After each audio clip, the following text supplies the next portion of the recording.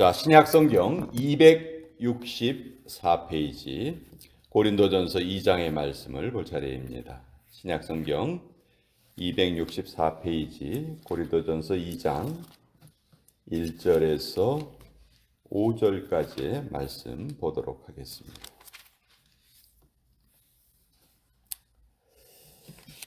자, 찾으셨으면 우리 고린도전서 2장 1절에서 5절까지 같이 받들어 읽겠습니다. 시작.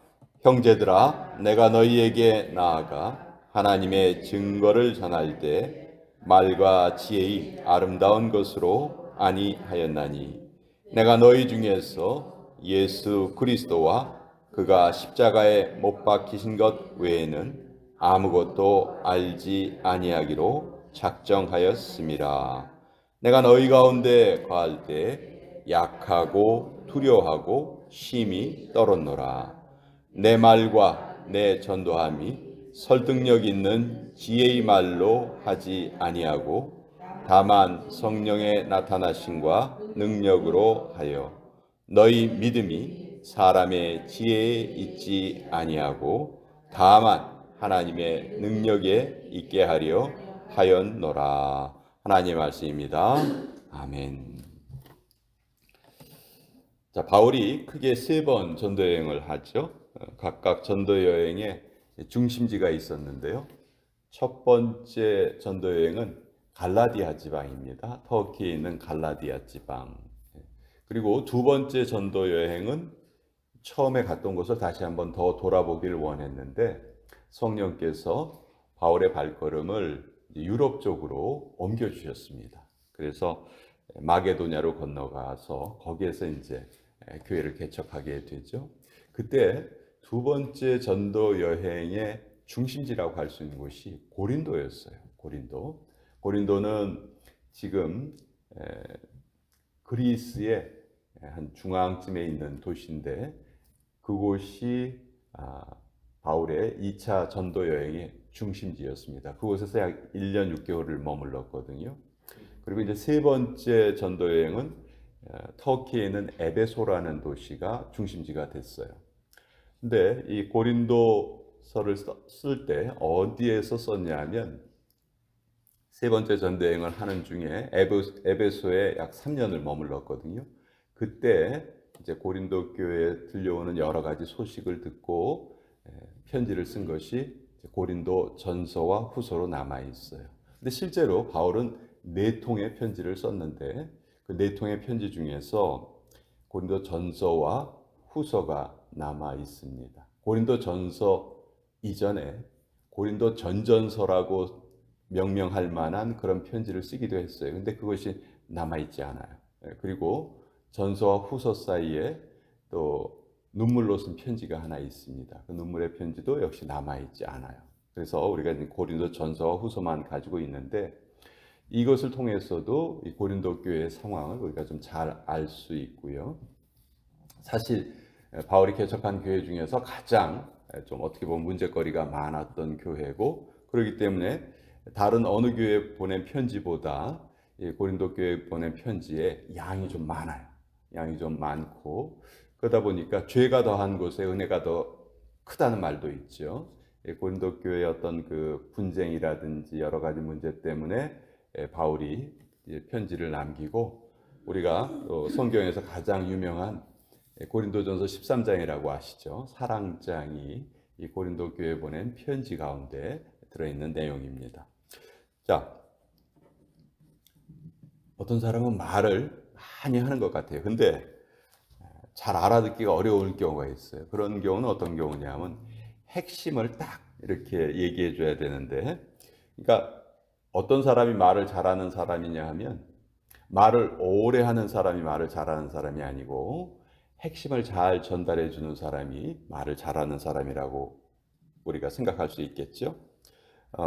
어느 대학교 홈페이지에 레포트를 쓸 때 유의사항이 이렇게 게시가 되어 있는 게 있는데요.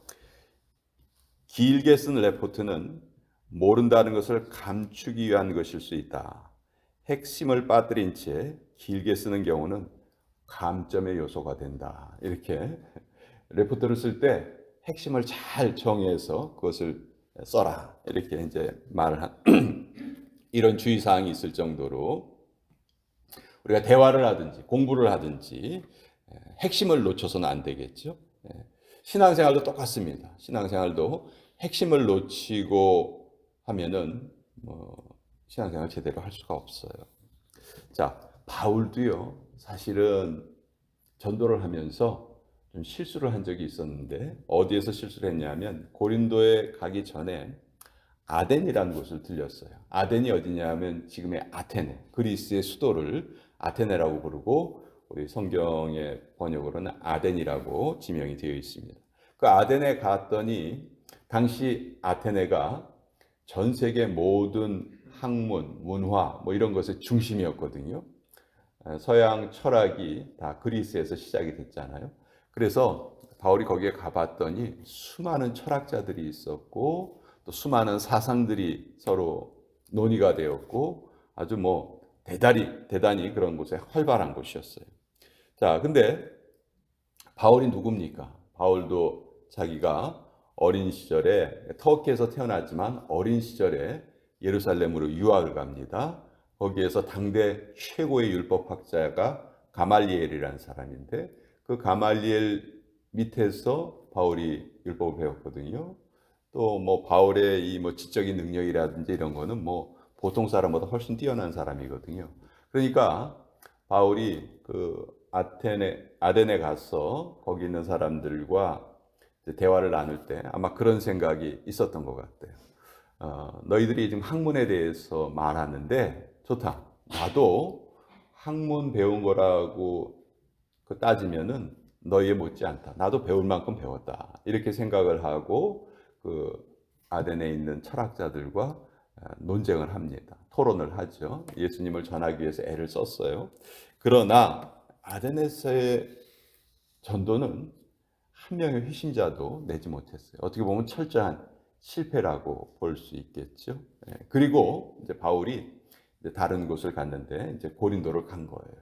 자, 바울은 내가 왜 아덴에서 복음을 전했을 때 단 한 사람의 회심자도 나타나지 않았는가? 이제 그것을 깊이 생각하게 됩니다. 결국은 내가 그동안 배워왔던 내 학문을 자랑하기 위해서, 내 지식을 자랑하기 위해서, 나 이렇게 많이 아는 사람이요라고 자랑하기 위해서 한 말은 복음을 전하는 데에는 아무런 소용이 없는 거구나 하는 것을 깨닫습니다. 그래서 이제 그 이후에 바울의 전도 방식이 완전히 바뀌어요. 오늘 1절에 보시면 형제들아 내가 너희에게 나아가 하나님의 증거를 전할 때 말과 지혜의 아름다운 것으로 아니하였다. 내가 복음을 전할 때 내가 말 잘하는 것, 내가 많이 아는 것, 그것을 기반으로 해서 복음을 전한 것이 아니고 2절 내가 너희 중에서 예수 그리스도와 그가 십자가에 못 박히신 것 외에는 아무것도 알지 아니하기로 작정하였습니다. 나는 오직 예수님의 십자가 사역의 중심에서 이제 그 십자가의 도만을 전하기로 나는 굳게 결심을 하였다. 이렇게 말합니다. 자, 이렇게 바울이 결심을 했지만 고린도에 갔을 때 수많은 그 율법주의자들이 바울이 복음 전하는 것을 방해했어요. 바울도 이 기가 무척 센 사람이에요. 바울이 이렇게 활동한 걸 이렇게 서신서를 읽어보면 정말 인간이 겪을 수 있는 모든 어려움을 다 겪었다고 할 수 있거든요. 그렇지만 그런데 별로 굴하거나 그런 게 없었어요. 근데 고린도에 있었을 때는 정말 두려웠던 것 같아요. 3절에 자기의 본심을 이렇게 말해요. 내가 너희 가운데 거할 때 약하고 두려워하고 심히 떨어노라. 왜냐하면 복음을 전한다는 것이 너무너무 힘들고 많은 방해를 받는 일이었고 뭐 그냥 하지마 이 정도가 아니죠. 바울이 겪었던 방해는요. 목숨의 위협이에요. 너 한 번만 더 그런 말 하면 죽여버리겠어 하는 그런 위협을 복음을 전하면서 평생 바울이 겪습니다. 그러니까 아무리 담이 센 사람이라 할지라도 그런 상황이 쉽지 않았겠죠. 그래서 특히 고린도에 거할 때 약하고 두려워하고 심히 떨었다.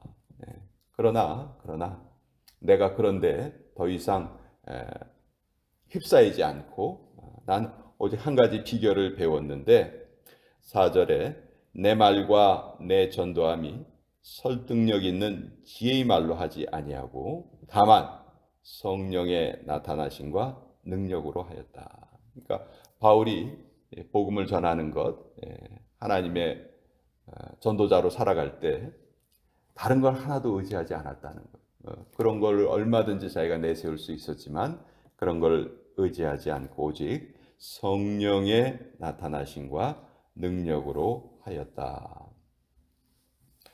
여러분 설교의 왕이라고 불리는 분이 계시죠? 스펄전 목사님인데 아주 유명하신 목사님이에요. 근데 이분이 초창기 사역을 했을 때는 그렇게 설교가 이렇게 유창하지 못했다고 해요. 설교 도중에 말도 많이 더듬었고 또 허둥지둥 되는 바람에 제대로 메시지를 전하지 못하는 경우도 많았고, 그래서 설교를 마치고 나면 늘 그런 깊은 좌절감을 느꼈다고 그렇게 고백을 합니다. 목회자들은 거의 다 공통적으로 느끼는 그런 감정인데요. 근데 어느 날은 정말 너무너무 자기가 생각해도 너무 설교가 제대로 전달이 안 된 거예요. 그래서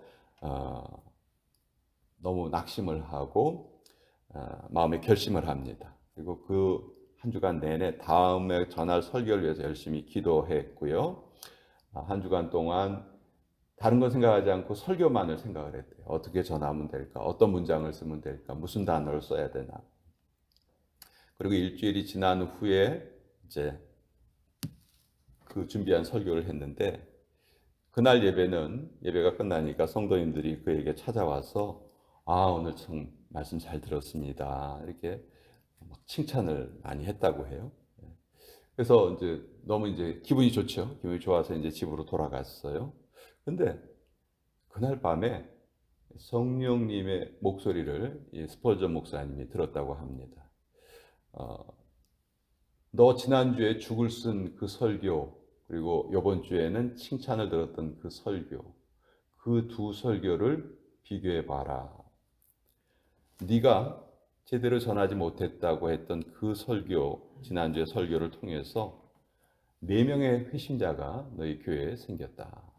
근데 오늘 네가 그렇게 설교를 잘했다고 칭찬받았던 그 설교를 통해서는 단 한 명의 회심자도 너는 얻지 못하였다. 그 말씀을 들은 거예요. 그 음성을 들은 거예요. 그러니까 그때서부터 이제 이분의 설교가 완전히 바뀌었다고 해요.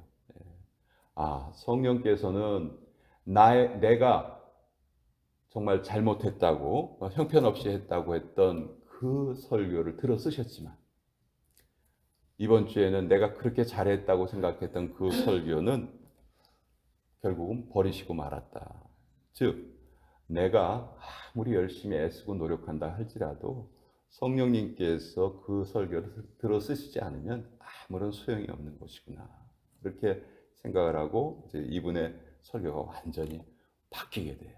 그래서 나중에 설교의 제왕이라는 말을 들을 정도로 이분은 수많은 설교를 남겼고 또 많은 사람들에게 영향력을 끼쳤는데 이 깨달음이 너무도 큰 전환점이 되었다는 거죠. 바울도 마찬가지입니다. 그렇게 자기가 많은 것을 알고 있었지만 4절에 내 말과 내 전도함이 설득력 있는 지혜의 말로 하지 아니하고 그 사람 참 말 잘하네. 그러나 그것이 들은 사람의 마음을 바꾸지 못한다면 영향력을 끼치지 못한다면 사실은 복음을 전하는 것으로서는 그 역할을 못한 거죠. 다만 성령의 나타나심과 능력으로 하려 한다. 내가 비록 말을 제대로 전하지 못했다 할지라도 어눌하게 전했다 할지라도 만약 그 순간 하나님께서 성령님을 통해서 그것을 들어 쓰실 수 있다면 그것이 바른 설교다. 그래서 5절에 이런 고백을 합니다. 너희의 믿음이 사람의 지혜에 있지 아니하고 다만 하나님의 능력에 있게 하려 하였노라. 여러분, 우리가 믿음을 가지고 있다는 것이 우리의 어떤 지적인 능력 때문에 우리가 믿음을 갖게 된 것이 아니죠. 그것하고는 사실 아무런 상관이 없다 하는 것을 우리는 정말 더 세월이 지나가면서 더 많이 느끼게 됩니다. 그래서 오늘 바울이 복음을 전할 때의 비결을 우리에게 말해줬는데, 이것은 복음 전할 때뿐만이 아니고 우리 신앙생활 전체, 어떻게 보면 우리 인생 전체가 바로 이 비결을 알고 살아가는, 그렇게 살아갈 때 우리는 정말 하나님의 백성으로서 제대로 잘 사는 것이다. 내 힘으로 사는 것이 아니고 오늘 성령님 의지하고 하나님 의지하고 살아가는 삶이, 그 삶이 우리 성경이 우리에게 가르쳐 주시는 지혜로운 삶이다 하는 것을 또 오늘 이 말씀을 통해서 깨닫게 됩니다.